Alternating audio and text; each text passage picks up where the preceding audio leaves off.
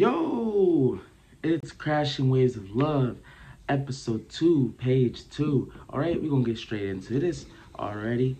Last episode, he was being used as a human shield. Let's see what bro's up to now.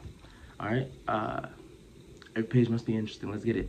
The man dragged Malcolm by his neck, for he didn't have a shirt or hair to pull on, and he pushed him into the crossfire, using him as a distraction. As he hid behind the wall, snickering, "A boy like you could never be free." Malcolm was of mid-height, dark-skinned, muscular, 17-year-old boy. He was only wearing khaki-like pants. The bullet still only grazed him, missing him. Instead, it hit the other people on the ship.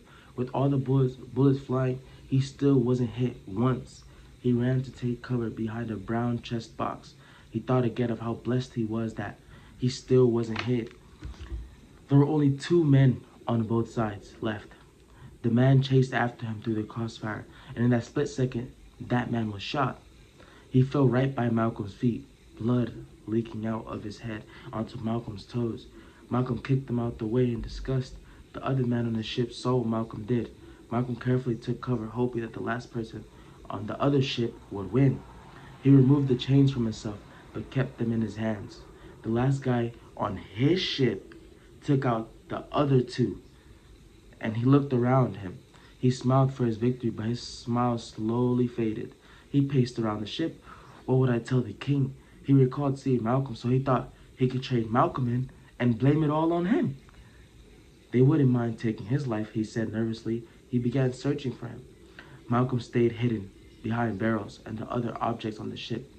Malcolm was getting closer and closer to him. Then he finally got behind him, put the chain around his neck, and he pulled him to the ground, choking him. With the chain around his neck, Malcolm closed his eyes, hoping it would be over quick. But the struggles continued through the storm and lightning. Through the storms and lightning, right? The guy tried headbutting him, but Malcolm moved out the way, still choking him out, Malcolm gritted his teeth. Just die already. Slowly, the fighting stopped, the kicking stopped. He heard the man choke, but tuned it out with the rain. Then finally, it ended. Although he didn't stop choking him, the rain was the only sound he could hear. He choked him until he himself lost his strength. Then he finally let go. He took the scenery around him and saw his slave buddies dead.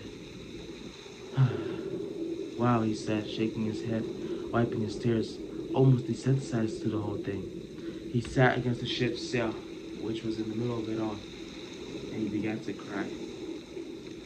Alright, that's page 2. Hey, man. Hey, in the next show, we're going to get into it, alright? We're going to get into it, but I like that story that was Alright, then. Shut up. It's supposed to be serious, right? But it's just, on the end of the day, it's entertainment, but it's deeper than that. So we're going to get into it, and I'm going to talk to you about what it means to me and why I wrote what I wrote. Alright, let's start from the first sentence of this page. A boy like you could never be free. Wow. I feel like, although it's just saying that, like, a boy like you can never be free, it's deeper than that. I know he's a slave, but it's like, think about it. When you're stuck in, like, the hood, this phrase, low-key, seems real. And I don't know how to explain it, but, like, the average success, I feel like, of Americans that are, like, born into this country, right? And that have wealth and stuff already, or at least one real estate asset. It's hard to just believe that, like, you could be more, or you could be free from this, whatever, 9 to 5, or the cycle of poverty. It's hard to believe that you'll be free. A boy like you, a boy like me, for example. Although I'm very optimistic, but it's still hard for me to even fathom that something could change in my life. Does that make sense? Like, it's hard for me to fathom that success actually lies ahead. Although I truly believe in it, it's hard for me to fathom it. And so a boy like you can never be free is like, basically, I think people throwing it back at me, at us, you feel me? Of people that are stuck in a situation that isn't very ideal. Let's get to it. Malcolm's mid-height, dark skin, muscular 17-year-old boy. I'm assuming he's describing me. By the way, I'm bald just like Malcolm. Just like Malcolm, right now I'm bald. Uh, you know, I'm bald. Y'all know why in a few years. The bullet still only grazed him, missing him, and the other people on the ship. So he thought about how blessed he was. So like, how blessed would you feel like if you see only bullets are grazing you? Like, why am I still alive?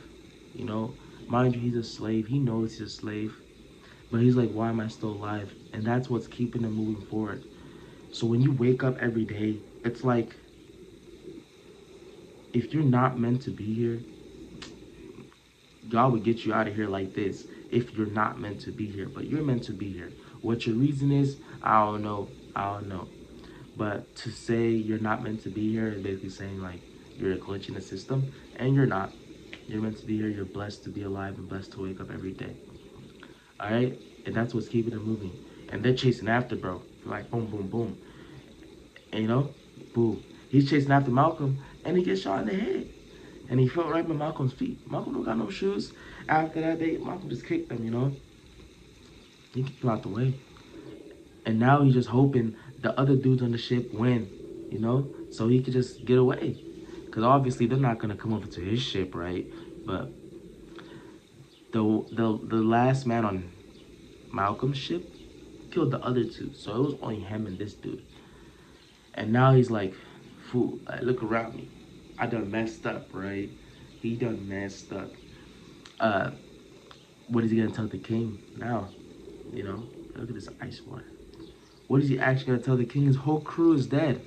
So he's thinking like, I'm going to blame it on Malcolm. Say Malcolm did it. Malcolm ain't going for that. He got the chains in his hand for a reason. So as he's looking for him, Malcolm's like creeping around. He's short. He's only 17 years old. He's young. Moving around. Got behind him, starts choking him. Now Malcolm, he just did what he had to do. Who knows what he was doing before this? I don't know if I want to make this a full story yet, but